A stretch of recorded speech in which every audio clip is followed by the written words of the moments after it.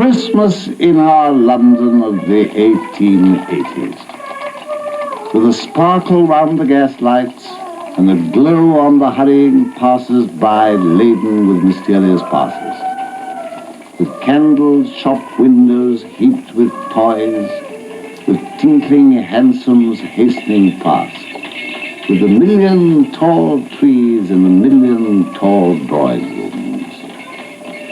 Christmas. And in the glow and glory of it, I called at Baker Street to see my old friend Sherlock Holmes. Compliments of the season, Holmes. Who's that? Compliments of the season, Holmes. Oh, Watson, it's you. Good evening, how do you do? Well, I must say that's a deuced cold greeting for the time of year. But don't you believe in the Christmas spirit? Yes, of course I do, my dear fellow. It's only that I'm profoundly engaged. My mind was elsewhere. Close the door, Watson, and come in. There's a confounded din from the street. Yes, that's much better. Sit down, won't you? Well, of course, if you're engaged, Holmes, I'd better not stay. I've still some visits to make to my patients. No, of course. You know how glad I always am to have you, old friend, to discuss my problems with.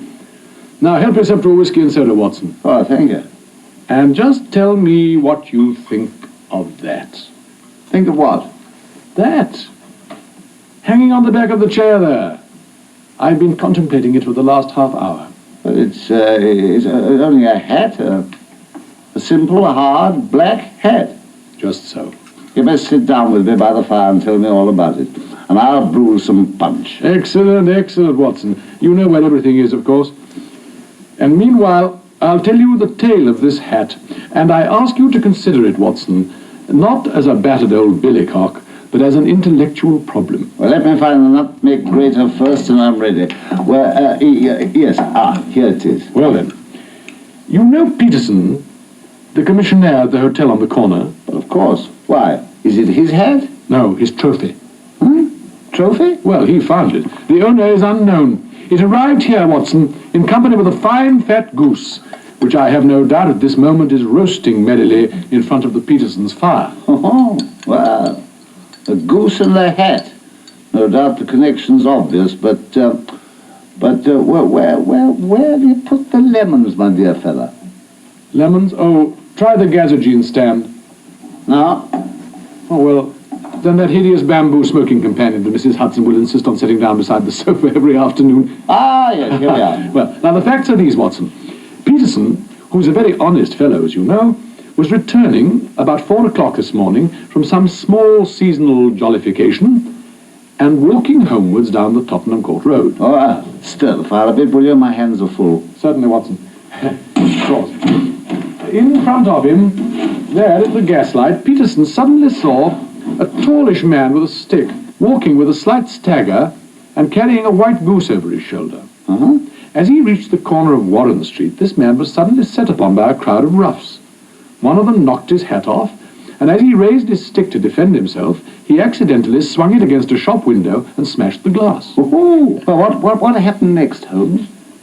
Well, Peterson, who was still wearing his commissionnaire's uniform, rushed to the man's assistance. But the fellow, shocked at breaking a window and seeing a man in uniform running up to him, dropped his goose and took to his heels. The roughs did the same, leaving Peterson master of the field of battle. He brought both bird and hat to me. There was a card on the bird's leg with "For Mrs. Henry Baker" written on it, and the initials H.B. are written on the label inside the hat. But of course there are some thousands of people named Baker in this great city of ours. So it has been my little occupation for this last hour or so to try and deduce the exact identity of this one. From his hat? Yes, Watson. The owner of this hat, Watson, highly intellectual, fairly well-to-do, but in the space of the last 3 years seems to have fallen on evil days. He used to have foresight, but he has less now than formerly. I suspect he's taken to drink, which would also perhaps account for the fact that his wife no longer loves him. Oh, my dear. Middle-aged, goes out little, has grizzled hair, which he anoints with lime cream, and has been to the barber's lately. It is also extremely improbable that he has gas laid on in his house. Ah, come on. No, you're surely joking. Now, Not at all. I've seen you at this kind of thing before, of course. But this is going too far. His wife, Holmes. Ah. You said she'd stopped loving him. The hat hasn't been brushed for weeks, my dear fellow. Ah? Well, when I see you, Watson, with such an accumulation of dust on your respectable headgear, I shall expect you to be returning to your old quarters here within the next day or two. Oh, Holmes. You know, you have an answer for everything. Wonderful, wonderful. Except the gas. The fact that there's no gas laid on it in his house. Now, that really is impossible. Not at all. One tallow stain, or even two, might come by chance. But when I see no less than 5, I think there can be little doubt that the owner must be brought in frequent contact with burning tallow.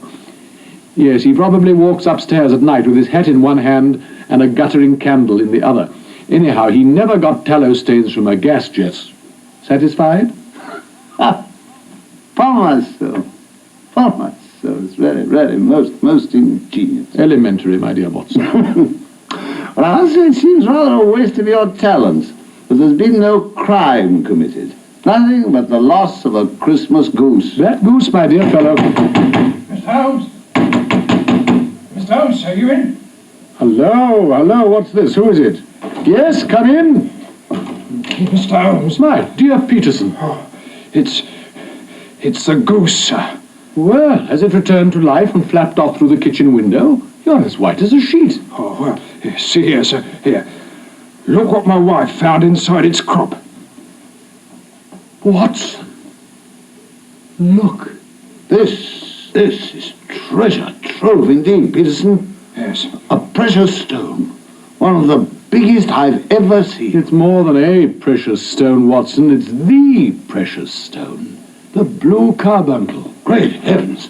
The Countess of Morcar? Precisely. Missing for 5 days and with a descriptive advertisement every morning in the Times about it. And a reward of £1,000 for its recovery. £1,000? Oh, love a duck. A goose, Peterson. The blue carbuncle. Yes, I remember now. Lost at the Hotel Cosmopolitan. That's it, and they've arrested some plumber fellow who's supposed to have taken it from the Countess's jewel case. £1,000 reward? Oh, God. I was reading about it only just now. Yes. Here we are. The Hotel Cosmopolitan jewel robbery. John Horner, plumber, 26, was brought up on the charge of having abstracted from the jewel case of the Countess of Morcar the valuable gem known as the blue carbuncle. What else, Watson? Well, it seems that this fellow Horner was taken up to the Countess's room by her maid, a girl called Catherine Cusack, to do some kind of repair. When the head attendant of the hotel went in, a fellow called James Ryder, to see if the work was finished, he found the jewel case was lying empty and that Horner had gone. But he gave the alarm, and Horner was found by the police, and they arrested him. The case has been referred to the assizes. Well, then, the only problem remaining to be solved is the sequence of events leading from an empty jewel case in a hotel room at one end to the crop of a goose in the Tottenham Court Road at the other. Just give me a pencil and that slip of paper, will you, Peterson? Huh? Oh, yes, sir. £1,000. Oh, blow me down, here, sir. What are you going to do, Holmes? Find the owner of this hat. H.B. Henry Baker. Yes, he began as a joke, and now he's become a mystery. We'll try the simplest method first. An advertisement. How's this, Watson? Read it. Found at the corner of Warren Street, a goose and a black felt hat. Mr. Henry Baker can have the same by applying at 6:30 this evening at 221 Baker Street. Clear and concise, I think. Yes, if you've quite recovered from your astonishment, Peterson, Sir? just run down to the advertisement office and have this put in all the evening papers, will you? All of them, sir? All of them. Oh, and by the way, Peterson, Sir? on your way back, just see if you can buy another goose. Another goose, sir? Yes, as near as possible the same size as that one that your family is about to devour. Oh, yes, sir. Are you going to keep the stone, sir? Yes, here in my strong box. And I'll just drop a note to the Countess to say we've found it. Hurry up, Peterson. Oh, yes, sir. £1,000. Oh, course, town of crows. No, the geese, Peterson.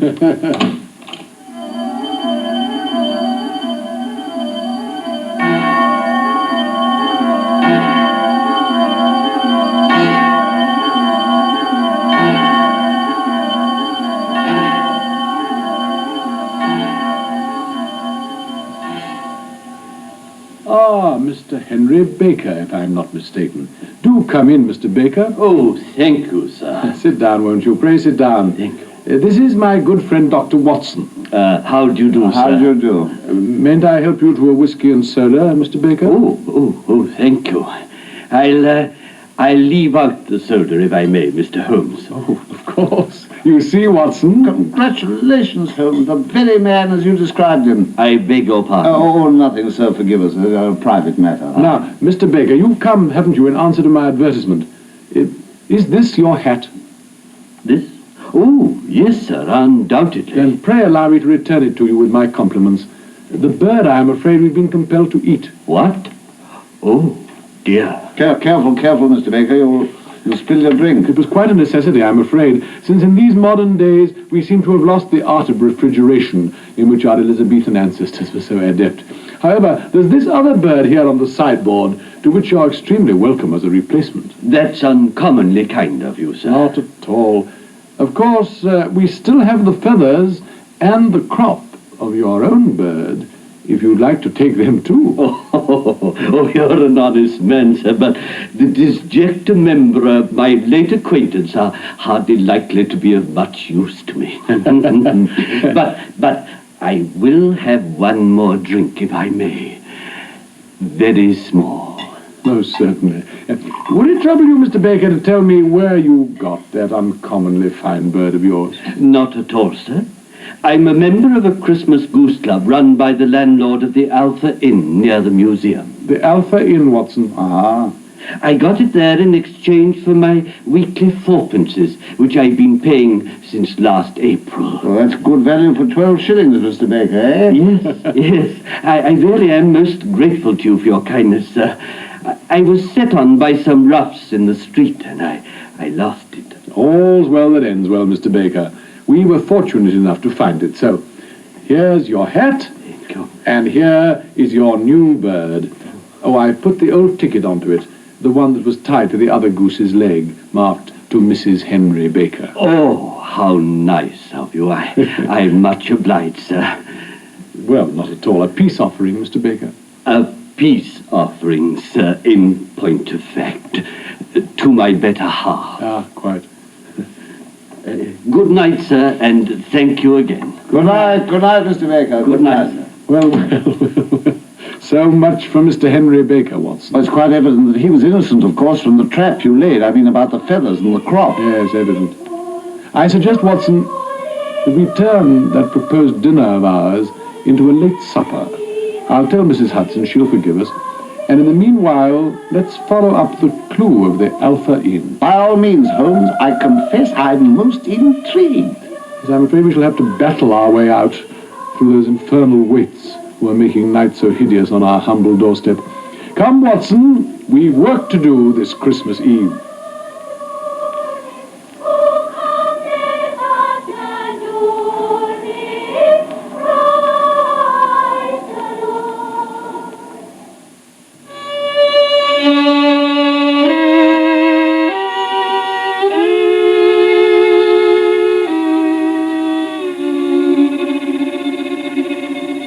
It was a bitter night, and so we drew on our ulsters and wrapped our mufflers about our throats.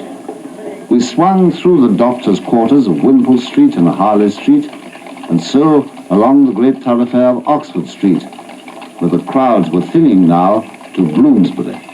And there, in a forgotten corner, we found the Alpha Inn, and from the rosy landlord learnt that the geese for his Christmas club had come from a dealer named Breckenridge in Covent Garden.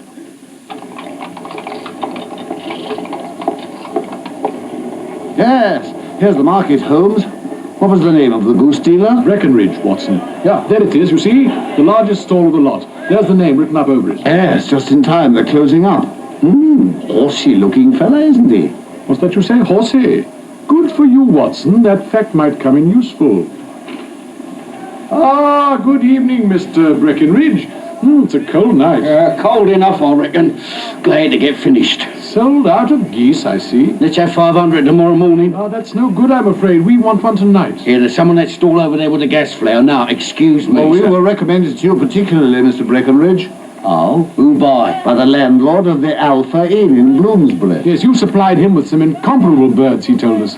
Where did you get them from, by the way? Now, look here. What exactly are you driving at, mister? Well, nothing, only that I wanted to know who sold you those geese. I'm dashed if I tell you then. You're another one to pester me, are you? Another one? What do you mean? When I pay good money for a thing, that should be the end of it, I say. But it's where are those geese, and who did you sell those geese to, till I'm sick of it. You'd think that lot were the only geese in the world, the way some folk keep on at me about them. Well, I can assure you it'll be nothing to do with any other people who've been making inquiries, Mr. Breckenridge. In fact, all I'm concerned with is a little bet I've made. A bet?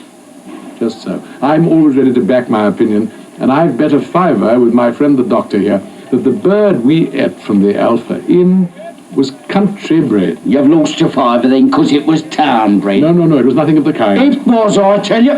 God, do you think you know more about fowls than I do when I've been in the trade, man and boy? I tell you, it's country bred. Each town. Here, will you take a bet with me too?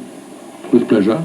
A sovereign, every penny of it. Right, it's on now. Where's that ruddy book of mine? Ha ha. Here it is. Here. Just look in there, Mr. Cockshaw. Oh, what's this?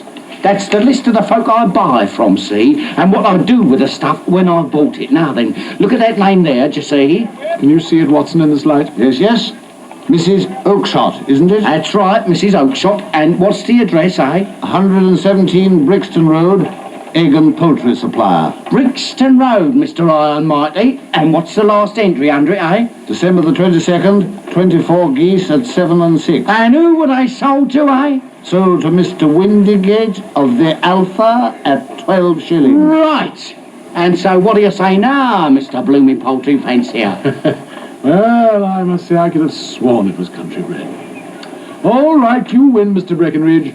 There's your sovereign. Thank you. Come along, Doctor. I owe you 5, I think. Yes, you do. Yeah, easy money, that's what I say. Well, good evening, gents. Merry Christmas. Good evening, Mr. Breckenridge. Come on, Charlie, give me this up here. Well, Watson, let's stand here by the gas lamp for a moment.